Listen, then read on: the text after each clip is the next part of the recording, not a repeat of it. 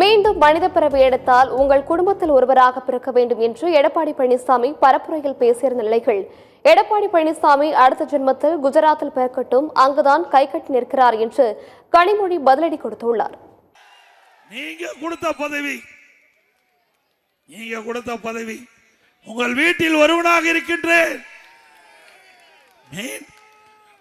மீண்டும் நான் மனித பிறவியாக பிறந்தால் உங்கள் குடும்பத்தில் ஒருவனாக பிறக்க வேண்டும்.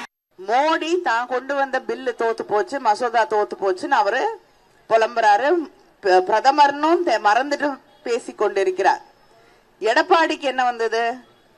நீ தமிழ்நாட்டில் தானே பிறந்தீங்க, நீ தமிழனா தானே இருக்கேன்னு சொல்றீங்க. இப்ப தமிழ்நாட்டுக்கு துரோகம் செய்யக்கூடிய ஒரு நேரத்துல அதை ஏற்றுக்கொண்டு அதுக்கு சாதகமா பேசிக்கொண்டு இருக்கக்கூடிய ஒருவர் இப்பொழுது தேர்தல் நேரத்துல சொல்றாரு, நான் அடுத்த ஜென்மத்துல பிறக்கக்கூடிய வாய்ப்பு, மனிதனாக பிறந்தா அவர் தமிழ்நாட்டு மக்களுடைய யாராவது ஒரு குடும்பத்துலதான் பிறக்கணும்னு நினைக்கிறாராம். எனக்கு அடுத்த ஜென்மத்துல எல்லாம் நம்பிக்கை இல்லை. ஆனா அப்படியே அவர் பிறந்தாலும் தயவு செய்து தமிழ்நாட்டுல வேண்டாம். அவருக்கு எங்க பிடிக்குதோ குஜராத்ல போய் பிறந்துக்கிட்டோம். ஏன்னா அங்க இருக்கக்கூடியவர்களுக்கு தான் இப்ப கை கட்டி நின்றுகிட்டு இருக்காரு. அதனால அடுத்த முறை பிறந்தால் கொஞ்சம் முதுகெலும்போடு குஜராத்ல பிறக்கட்டும்.